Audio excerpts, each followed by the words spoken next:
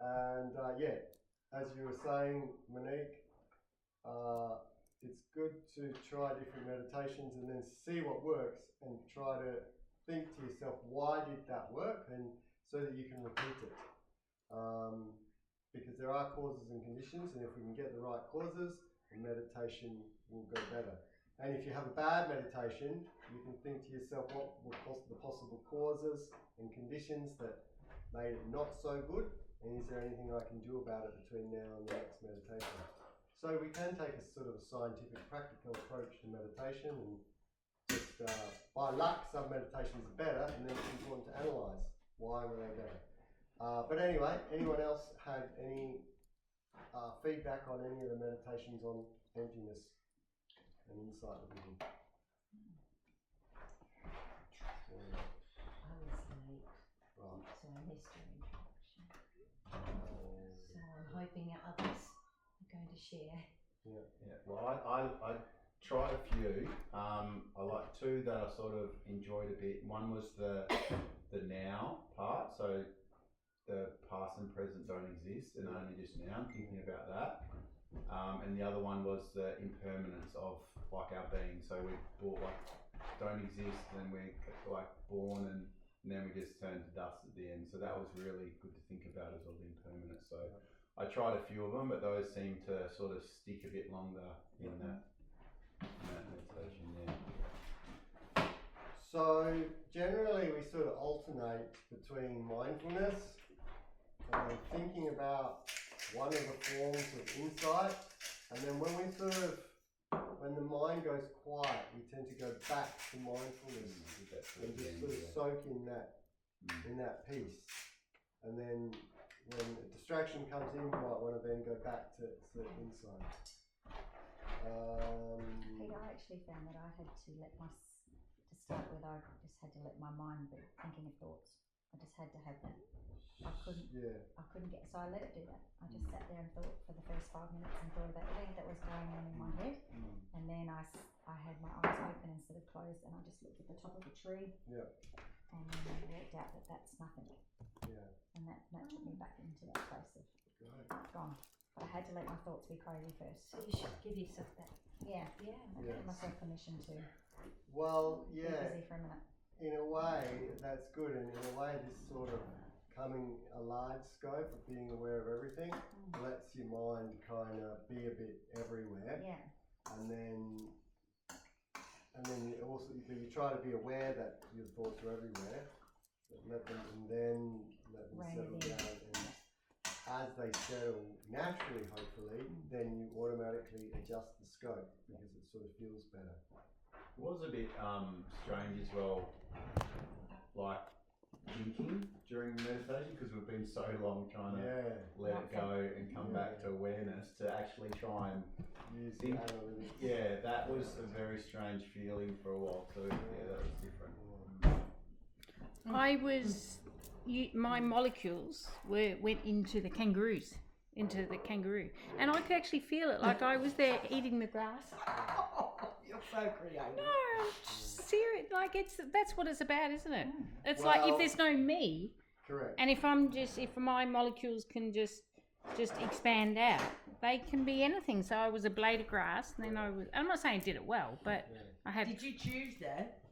Yeah. Like, did you imagine? Did you think, or did that just come? No, I don't know. I did a bit of both, but I experimented with being different things. Like I was the tree, and then I was the kangaroo, and then I was the blade of grass that the kangaroo was about to eat, and then I was going down the digestive tract of the kangaroo. But no, in all seriousness, like I'm not making fun of it. Like you'll see in the finest course that is a very common sort of step, is to feel a oneness with other things. Okay. Yeah. So you feel a oneness, and then you feel like the space in which the oneness is. And the body is just part of that oneness, as is the blades of grass and the kangaroo. And you can inhabit the body, or you can inhabit you can be the kangaroo, or you can just be the space that is everything. So, Yeah. Has that got a name? Well, Woo not word. Woo woo. No, we were, yeah, no. Non-duality. Okay. Non-duality. Oh, yeah, right. Or That's interconnectedness, could you call it? Yeah, could do. Yeah. it's not shape-shifting. That's not that word, is it? No, it was really cool because I really got it. Like that idea that the boundaries, borders of myself are optional. That's right. They're mind created. And so they're not real. And in that space, so that was in the second half hour. In that space, I could have stayed in that space for a very long time. Yeah, that's good. Yeah. Yeah, I also got into a space where I was quite content to sit there for quite a while. Yeah. So, great. All right. So, so a blend of mindfulness and then analytical meditation on emptiness can help each other. So is that a harder work than just focusing on the breath and being aware of the peripheral?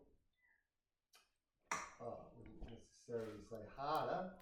Because I felt that not bliss, just that contentment with that experience of just being. You know, I think I was aware of the breath, but not like we normally are. Like. The thing about having no samadhi is for a beginner who is just comes sort of off the street, their minds are so used to creating stories that as soon as they start meditating on the insight, they turn it into a story itself instead of just sit with it. So one needs the capacity to build up a little bit of samadhi so that you go into insight in that space, and secondly, when you do get an insight, you can immediately sit with that insight in that space beyond the conceptual mind into awareness, so that awareness is spread throughout the mind, so that awareness affects the whole mind instead of just the narrative thinking mind, which doesn't really go anywhere and just turns into more thought. So it's good to have some practice in samadhi, which is why we've been doing a year of samadhi practice, so that we can sit with these insights and they have a stronger effect on our mind. I at the beginning, before we really got into it, I reminded myself to ask the question of, one, where do you find the 6-part preparation in TMI? What chapter? Introduction. And secondly, I can't remember them all, that's why I need to revisit. I thought that before this retreat. But the difference between motivation and intention, because I thought the 6-part, because I hadn't revisited, was just posture, thinking, breathing, but they're very big things to think about to me, motivation and intention. So my question is, what is the difference between motivation and intention? And if you're doing a sit, does that mean each time, if you wanted to use that, not that I know every time's different, do you use, do they change? Chula Dasa recommends that you use it. Every time? Yeah. Okay. Even if it's just briefly, just connecting in. My motivation is really to live from a place where I feel content, and I also have a osmosis effect on others, so that other people can see me and see my calmness and be affected by that without me even having to teach. Yep. Of course, I like teaching as well, but that's kind of my motivation, is like where I see myself. Now, my intention or my goal, it's actually goal, for this sit is to practice this particular type of insight. So when we're doing Will Johnson, your intention is to do fast breathing. So one is your overall motivation for why are you even on the spiritual path, and then your goal is what are you going to do in that particular sit. Oh, okay, that's interesting. So your motivation might evolve slowly, but generally it's the same, but your intention probably changes sort of a little bit day to day. Like today I want to focus on my breath, today I want to focus on insight, today I want to focus on labelling. Okay. Today I want to focus on, two things out of that. I realised I haven't worked out my motivation, one, and my purpose, that's another story. And I took it as though each time you had to have a motivation, like today I'm going to do something as a result of the meditation. I thought you had to come up with a motivation. Yeah, no, motivation is often clarified that. Yeah, much more deep-seated and often more. One big Yeah. thing. It might change from month to month and Yeah, year to year, but it's not going to change day to day. It's the bigger picture. The bigger picture, yeah. Okay. Yeah, didn't know I that. find the motivation like it's a real soul searching. So I did a real honest motivation this morning, like, and so I don't do it all the time, but when I do it, it's like really truly, like it's really truly, Kathy, like why are you doing this? And today I did that, and my motivation was because I really long to I long to have insight, like no one else's insight, my own insight, like to really understand for me what is true, what is the truth, you know? Yeah. Sometimes it can be specific, like for example, Denise's aunt sort of has passed away, and we might find that if we say, right, my motivation for this meditation is solely for the prayers of her aunt, that can be very, very motivating, and it could be just for that one or two meditations. So it potentially could be something specific, often it's general. But motivation is whatever gets you motivated, because if you're motivated to sit, you know, you're in a much better position than, I suppose I'll sit today. I mean, there is a movie I want to watch, but you know what I mean? You're not very motivated, so you're not going to have a very good session. All right, so, and this insight, interestingly, can be arrived at just simply through mindfulness. So as we become more and more and more mindful, a lot of this truth and reality will just pop out for you. So remember that mindfulness itself is an insight practice. Okay? It's the most basic insight practice there is. Because we get very good at looking. As our awareness grows, we see. It's like our vision clears, and then we can just see the truth there and then. The mindfulness itself ultimately is a insight practice, as is insight can help with mindfulness. So these things all cross over, yeah? As is metta, eventually. So what is your definition of mindfulness? Well, what we're doing in TMI. Right, but like overall, like a good balance of awareness and attention. Right, okay. Strong awareness and stable attention. And the difference between mindfulness and insight? Insight is a knowing, and insight is a wisdom, and mindfulness is the ability to stably stay on an object with good awareness. So you'd have to be in mindfulness to a certain degree to have insight. Correct. Yeah. Yes.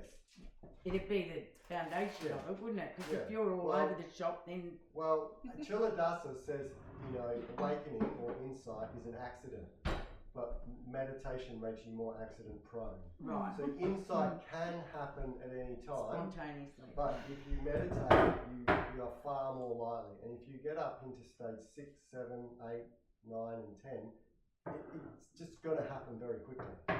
Because you're so mindful that insight will be very easy and come very, very quickly. So mindfulness is making space for insight to occur if it happens. Yeah, it's creating the right causes and conditions for mindfulness, for insight to just happen. Cool.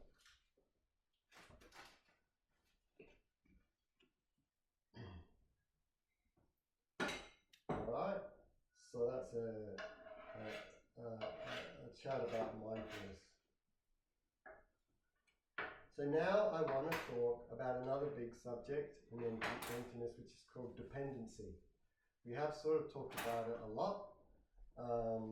Dependency, we're going to get on to dependent origination.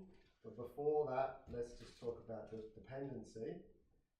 Nagarjuna, a great saint, in the Ratnavali Sutta said, when there is this, that arises.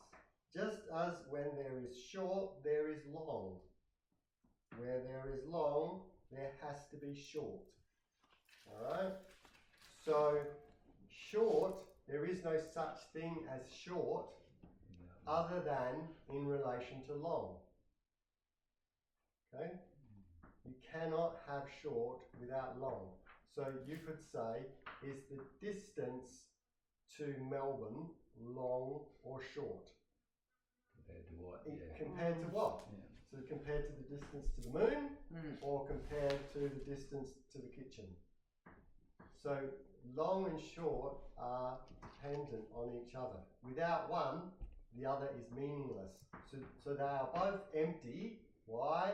Because they can't stand on their own. Okay, they can't stand on their own. They have to come as a dualistic pair.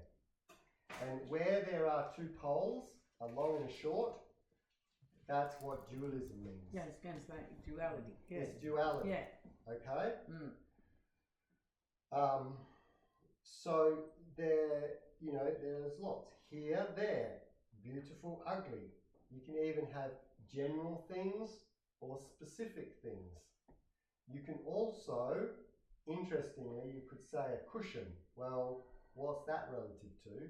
Well, everything is relative to non-cushion, isn't it?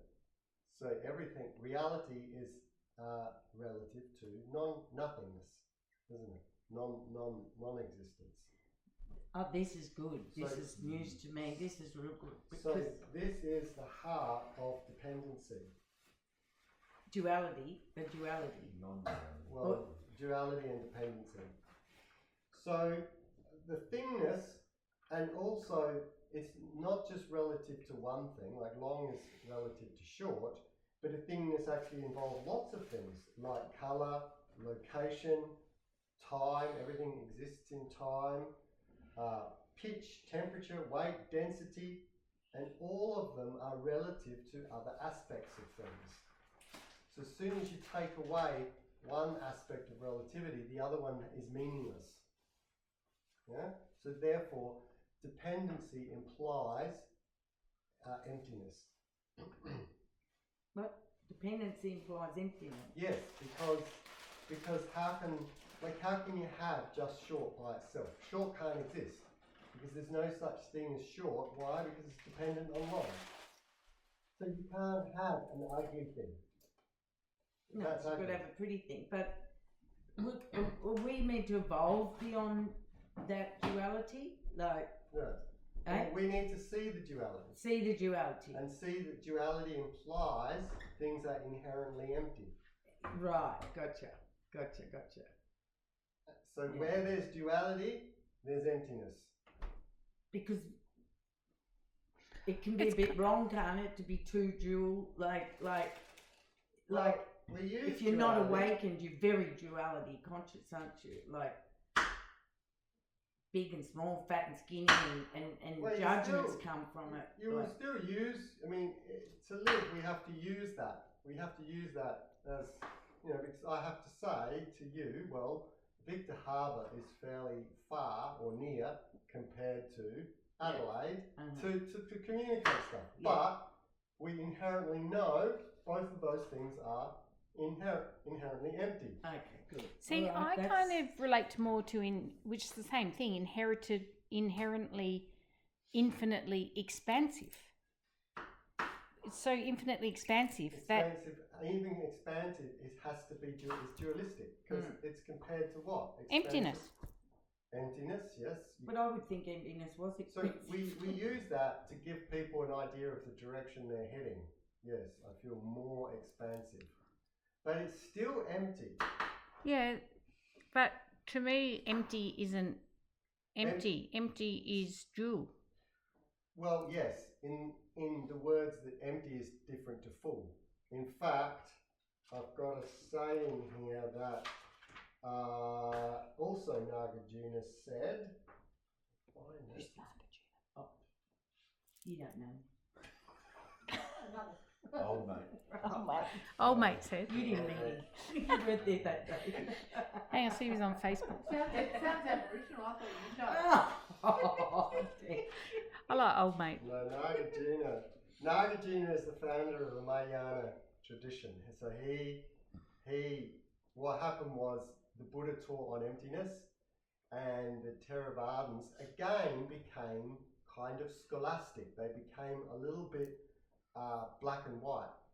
And Nagarjuna was a saint in the 5th century, I think, and he kind of almost made fun of, rebelled against, was an outlier to these more conservative views and challenged them and started teaching on radical emptiness and really recontextualized what that Buddha had been speaking all along.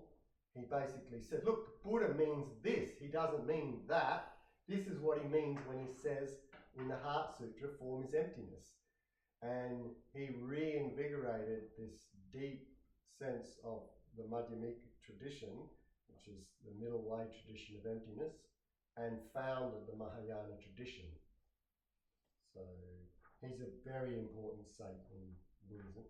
But he said, and unfortunately I can't find it, so I'm going to have to remember it. He said, nothing is empty. What did he say? He said, if you think that nothing is emptiness, you're wrong, because nothing is something like anything else, because we know what nothing is. But nothing is inherently empty of being nothing. So therefore, nothing doesn't exist. That's deep, darling. That's So very that's what it means by the middle way. Because the middle way is beyond conception, but we can conceptualize what nothing is. Going on space, and you can say, here's nothing. But it's inherently empty of being nothing, because it doesn't exist. It's conception. So, yeah, so when I say emptiness, I don't mean nothingness. Yeah, okay. I mean just lacking an inherent existence in and of itself. So long, there is no such thing as long. All it is a fabrication and an illusion in our mind, which we can use. Now, long doesn't matter so much, but I've got a problem. You know, my boss at work is a problem. That is causing dukkha. Long doesn't cause dukkha. So the fact that you can see the inherent emptiness of long doesn't really matter. But can you see just as long is empty, also the boss is empty of being bad, because why? There are other bosses which are way worse than him. So relatively, that bad boss is a good boss. So he's empty of being a bad boss, because you're comparing it to an artificial pole of a brilliant boss. Yeah. So therefore, your problems are empty. Yeah. And oh God, my brain's going because this is new information to me. Because I've read that word non-duality. I've seen writers write. I'm not talking about the people. I'm talking about philosophies urging humanity to become aware of non-duality. Right? Nowhere are they talking emptiness or anything like that. But now that I see what they're meaning now, non-duality. I thought it was more judgment of another. Well, it is. It's judgment of another person rather than we're all one, like separating us. I don't know. I've got to have to think about it. I mean, non-duality leads to judgments. Yeah. That's long. That's too long. You know? Right. That's way too long. Well, how long's long? Long doesn't exist. How can you say it's too long when there's no such thing as long? That's true. No problem anymore. Oh, yeah, okay. Well, maybe not long and short, but maybe black and white. So, here's the thing is silence and noise. Right. Silence and noise are dependent on each other. You can't have silence without noise. You don't know what noise is if you don't know what silence is. Now, when we're meditators, a lot of meditators really don't like noise. They're like, Robbie, shut up, she's moving in her seat, she's jiggling, and she's making the slightest little noise, you know, maybe a little cough. You know, so a little noise becomes a problem to a meditator. Now, if you learn to meditate while on a busy street, while trucks are going by and all of that, you learn to not worry about noise versus no noise.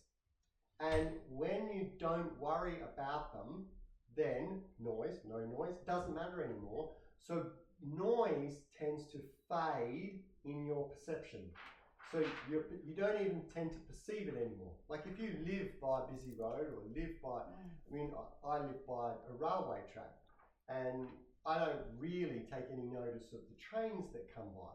And someone who will come and visit me will go, oh, there's a train. Is there? Oh, yeah. And yes, it's loud. It's just that I've just been there for 14 years, and I sort of just don't notice it anymore. But it's incredibly loud. So noise is as a relatively thing. If you have those poles, what I'm going to talk about, the poles stuck in silence and noise, and silence is deafening silence, and noise is the slightest little bit of noise. We become sensitive, and suddenly any noise is really huge in our mind and is a big problem. Oh, I can't meditate with this noise. The craving, no. The craving starts. Yeah. Boom. Yeah. There's craving. What happens if you pull just one of those poles out? Yeah.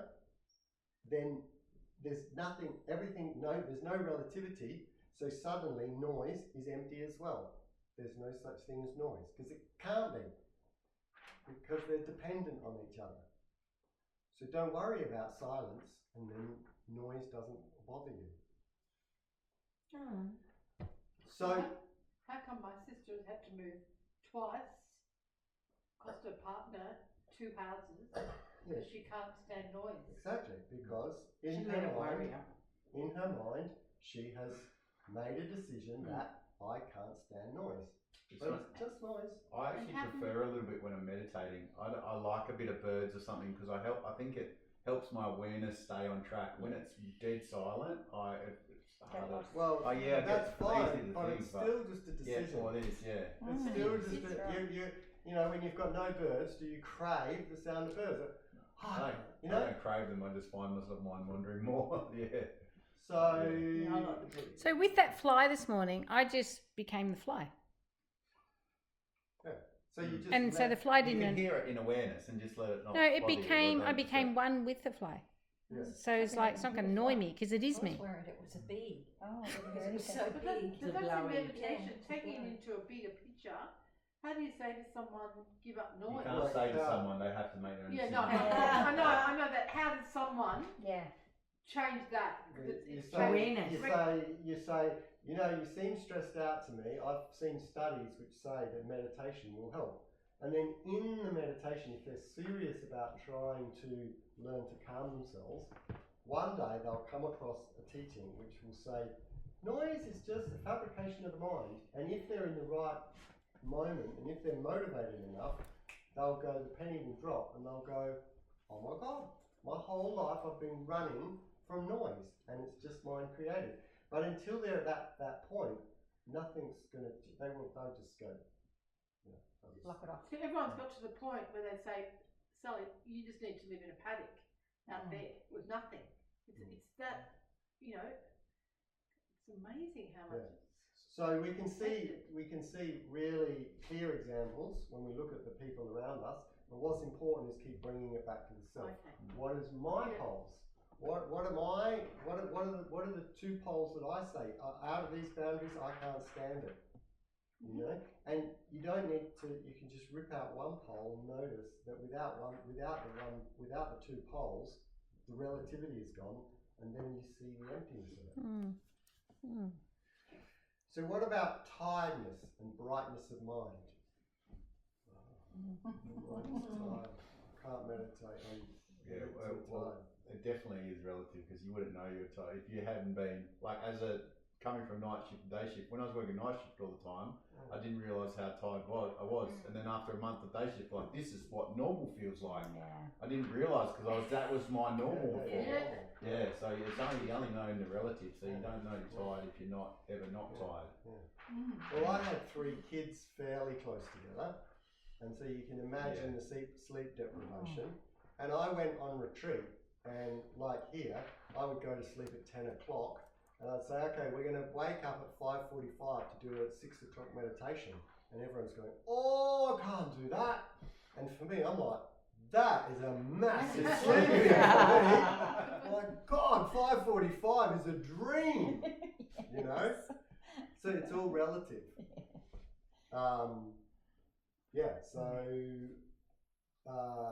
Tiredness and brightness of mind. Have you got any more examples of how this is I've got lots. like going to work? Like awareness, I guess. If we feel dukkha, we look and go, oh, hot, cold.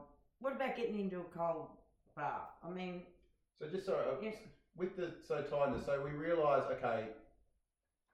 the dependency, we take away, we feel we're tired, so we can, if we take away the dependency, we can get rid of our suffering, but we can still probably feel tired, but then just not feel bad about feeling tired. We're not going to suddenly feel energetic. Yeah. We're just not going to, oh damn, I feel tired, this sucks. Yeah. I just accept. The problem is craving. It's the craving, that's right. It's the I'm craving. I wish I wasn't tired. Yeah, so if you get rid of that, the problem is, this is how I am today. And I shouldn't be so tired. I want brightness of mind. Yeah. And then you've got the Buddha says, there's two arrows. The first arrow is the pain, but the second arrow is completely optional. So yeah, you're tired. You can't help that. But then you compound it by going, oh God, I hate being tired. Why am I so tired? Oh, I must have a disease. Oh, blah blah blah blah. Oh, blah blah blah blah. And the craving if you just go, I'm tired. Well, is that pain is that the arrows? Pain is inevitable, but suffering is optional.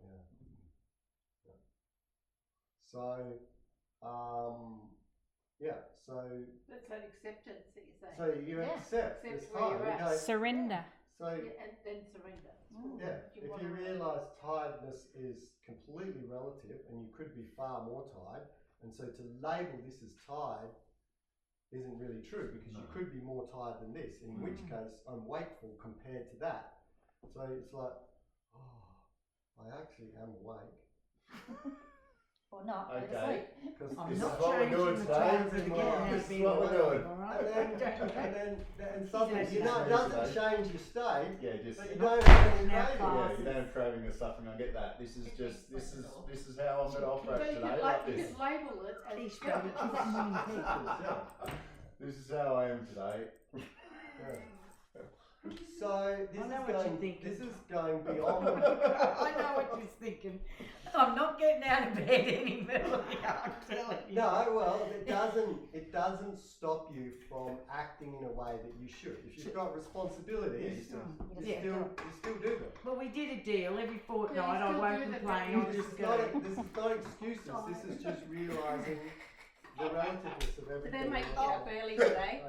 Well, we've changed the class because I refused to turn up. We'll change it back now. You'll be right. No, one a week, one a fortnight. I'm doing a deal with you. Bloody 5:30. No, we're doing a deal with 5. you. 5:30. 5:30 for me. 5 for them. I think. We're doing a deal. So, one thing I probably just came to mind here is Deb's saying is the same as acceptance, which in some respects it is. It's just accepting. But in fact, it's actually going beyond acceptance. Because acceptance implies there's something that is not right that you're begrudgingly kind of accepting. But this is going beyond that and going, actually, this doesn't exist. So it's not even a question of accepting. You don't need to accept it because it doesn't even exist. What are you accepting? Well, it's beyond a label. There's no label. It's neither tired nor awake because they don't exist. It's just how it is. It's just that. Is that where it comes into what Kathy was saying? Because I've been thinking about surrender. I wanted to bring it up this last month here. Was that where, if it's not acceptance, is that where you surrender to the... Even surrender. Like, surrender would be implying that there's some truth and you just going with this is just going, it doesn't. And for beginners, that's fine. There's a duality, surrender to the duality. But at this stage, you actually don't even need acceptance or surrender because they don't exist. Awareness. There's nothing to surrender to. It's just this. There's nothing to surrender to and nothing to accept. That's right. Acceptance. Just is, Just is. It just is what it is. That's a good saying. It is. I love that saying. I say that a lot. Yeah, that's a good one. Happiness and sadness. Same, yeah. Happiness and sadness are dependent on one another. How can you be happy if you don't know what sadness is? Correct. Yeah. So that's right. So one way to look at it is, well, I'm glad I'm sad because without being sad, I wouldn't know what happiness is. But would that be a little bit like with dukkha and sukha, because you still know, like, because sadness could, I suppose, but you could say you can have sort of sadness without maybe dukkha, without suffering. Correct. Without It's a suffering. little bit different. Yeah, it's a little bit different, yeah. But yeah, you can have sadness without craving, and if you've got no craving, Then it's not causing you any yeah. So people who have lost someone, you know, I've lost my mum, and I can rejoice in the fact that I had my mum for so many years. Yeah. You know, and I can feel a sense. I sort of feel a sense of sadness, but I don't wish my mum was back here with me. It's like she's passed away. She had a good life. There can be a sense of sadness, but if you do it so without craving, the sadness has a sweet element to it. It sort of feels sweet. Yeah, like you can be glad that they're nice. free from suffering now and they're peaceful. Yeah, and in fact, my sadness is a form of love, Mm. and that love is a beautiful thing. That's interesting there. Yeah. So you just do it without everything done without craving is better. So, you know, bad things are quite nice without craving, and good things are even better. So that's all it is. We're not changing anything in the world. We're just getting rid of craving. And once craving is gone, fabrication of thought disappears and dukkha subsides. So using these words around the home with young kids growing up would be ideal. You've still got the opportunity. Yeah. Like if your wife said, what's wrong with him? Oh, he's craving to go out and ride his bicycle. Like just to start getting an idea into young people's Hard than it minds. sounds, because I've got them too, but yeah, you can try. Yeah. Okay. Agitated and calm. Agitated and calm. We all crave calmness, don't we? Oh yeah. Yes. There's no such thing as calmness.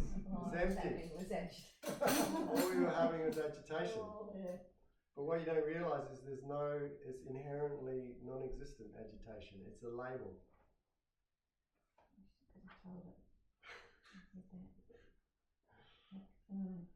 Yeah, because it's a duality. Agitation, you can become more agitated.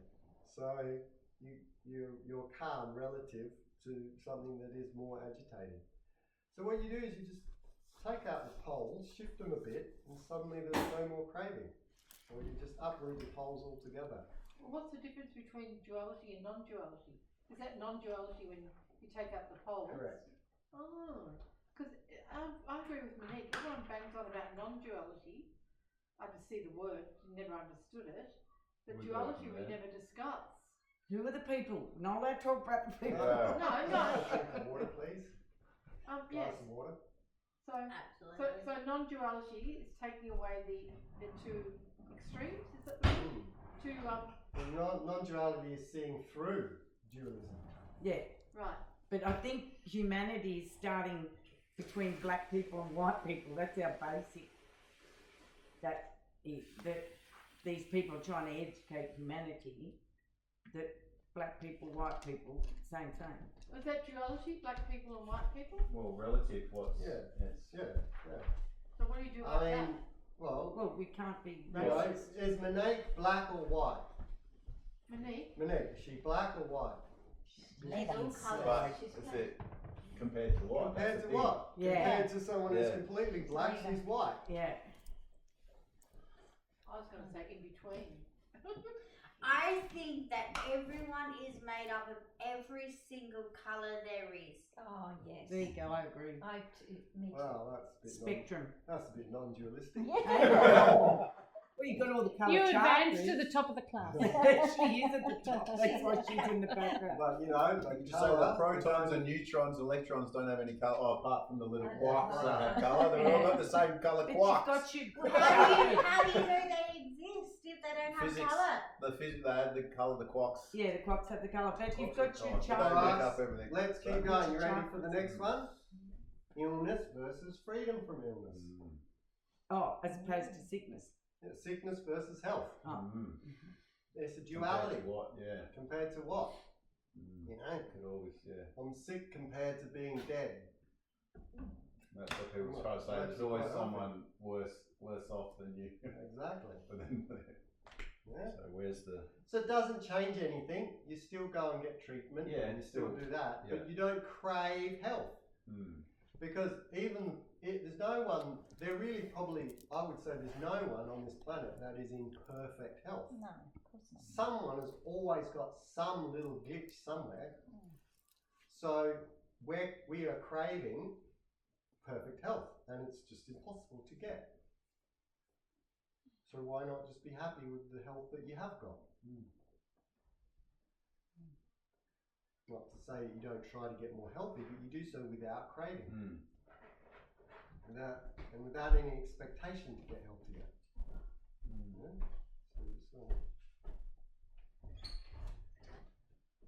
Distraction versus non-distraction. Meditating on this, everything's going so well. Oh, I've got a distraction. Yeah? Distractions are empty. It's a good one. You could be more distracted. What about here we're starting to get deep here. Conception versus no conception. Are conceptions real?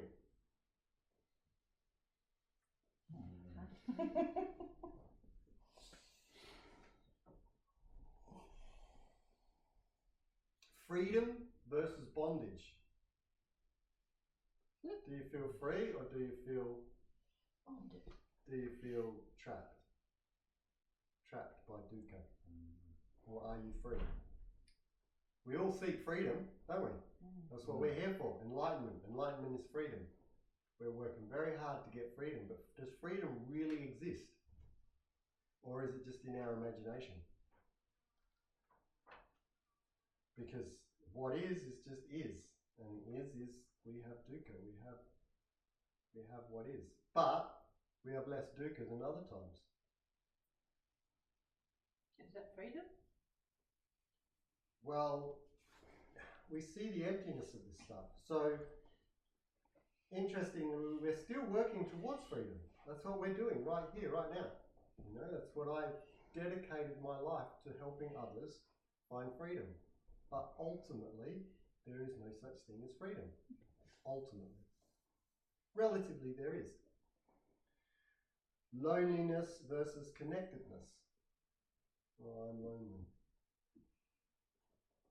I'm very, very lonely. Doesn't exist. You could be more lonely. You could be at the South Pole, just by yourself. Could he be more lonely? Yeah. No. Because he's got Seats of people down there. It's busy down No, but like there's penguins down there. I suppose he could not be there, and that'd be more lonely, isn't it? Well, everything's relative. Yeah. You know? Everything's relative. So loneliness and connectedness, the other polarity, that's the word, isn't it? Yeah, they're the two Yeah, polarities. it's like Loneliness that's extreme, versus- rather than extreme, that's a better word. Yeah. So you could be more lonely, but what if you're thinking about connectedness at the same time? You don't. No, what I'm saying is both of those are relative to each other, and because they're relative to each other, neither of them exist. So if you're lonely, that only would cause you suffering if you're craving connectedness. So if creating more connectedness than you've already got, because whoever you are, you've always got connectedness at some point, and you could always have less connectedness. Therefore, you should be happy for the connectedness that you have, because you could have less. And so therefore there's no point to crave. And this, again, this doesn't stop you from going out and joining a club and getting more connected. Yes. But you just drop the craving. None of this says that this is not worth pursuing. You're not going to suddenly just become a hermit. This is how we drop craving, is by realizing the emptiness of all of these phenomena. You know? Feeling rejected or accepted, desire for security. So another one is people want security, and therefore they're anxious of insecurity, and that anxiousness makes them insecure because of their desire for security. That probably affects some of us. Could you repeat that one? Yeah. Security, being secure, is relative to being insecure. Therefore, because they're dependent on one another, you have to have one without the other. You have to have insecurity in order for there to be security. But if you crave for one pole, you will suffer. But by seeing that mutual dependence, then both of them clearly are inherently non-existent. Therefore, there's no craving to be more secure or less secure. So you don't worry. Therefore, no anxiety. So anxiety disappears. Yep. Well, it is that easy. It isn't easy. You just got to practice it. Yeah. Keep repeating. So law of attraction is true then. If you're craving on, if you're wanting something, law of attraction. If you're wanting something but you're focusing on that you don't have it, which is the duality, then that's what you get. Well, I see this stuff as going beyond the law of attraction. Yeah, it is. The whole idea of this is to not crave. Yeah. And why would you practice the law of attraction is because you crave what you want to attract. Yeah. Here, you just go, I'm happy with what is. Yeah, all right. But if you go to one step before that, which is no self, no ego, well, then craving just is not relevant anymore. Exactly. Because there's no entity that can crave. That's correct. Yeah, but where's That's desires? correct. That's why fit in? emptiness has many facets, because you can go in at any angle. You can see the things you crave don't exist, or you could actually posit, okay, they exist, but there's no one doing the craving. Either way will get you to emptiness. As it turns out, there's nothing craving nothing. Oh, but That's cool. Yeah, it's then true. we just sit in It's a easy. corner and do nothing then. Because No, desires no, are we're there. gonna go Wake to the up. road. Oh, I think I'll buy a red car. Like, what is that? A desire, a craving? Oh, there is no red car. I mean, you have to drop me at the psych ward on the way home. We got one more night together. Oh my God, this is doing my head in. You don't have a head to do it, no, right? Stay with that. I think that's really relevant. Yes, it is What's relevant. I'm wanting to know how to be, Yeah, listen. and then But it's now not that I'm just hard. gonna sit What's in the what's corner. your right of Because that's reply? going to one extreme, isn't it? You've gone to one Yes, extreme. Yeah, because that's- you are obviously You've gone way too craving far. sitting in the corner. Yeah. Sitting in the corner is relative to doing anything. So sitting in a corner really doesn't exist. Same. So it doesn't really matter what you do. But on a relative term, if you practice generosity, kindness, helping others, then sukha will arise. On a relative term. Of course, they are empty, but nevertheless, that's what you would do because it just makes sense. It just makes sense that if you, as you move towards transcendence and you move towards awakening, you automatically feel an interconnectedness and you want to just help the universe become more transcendent. All right. You get that? So the two merge. She didn't get it. I get it. You have to just trust that love, compassion, kindness is woven into transcendence, and it will evolve as you become more selfless. That's the law of attraction. And less Spiritual- craving. And you can still have your red car. Craving. And less craving. No red car. Yep. Simple. Next. For you, madam. So, you can see one of the ways to view it is Selfish. things like Selfless. long and short are on a continuum. Okay, there's just this continuous continuum, and there are no poles because you can move them on this continuum wherever. So that's where there's no such thing as duality. There's just oneness, which is a continuum. So what I'm getting from this is deep, that emptiness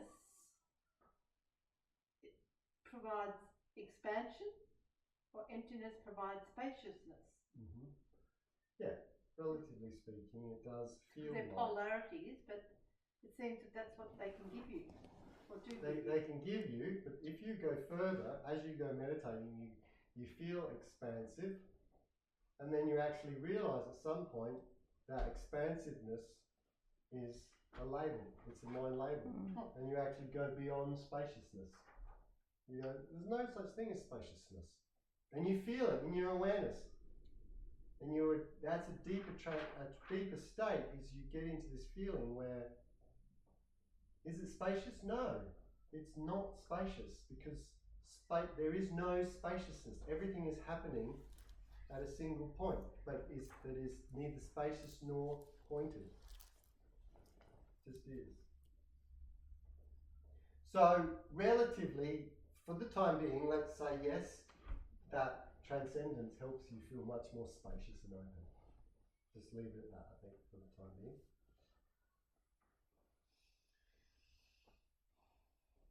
And so, yes, as we see that, in other words, like there's a kind of a mystical, you can have this sense of a mystical silence.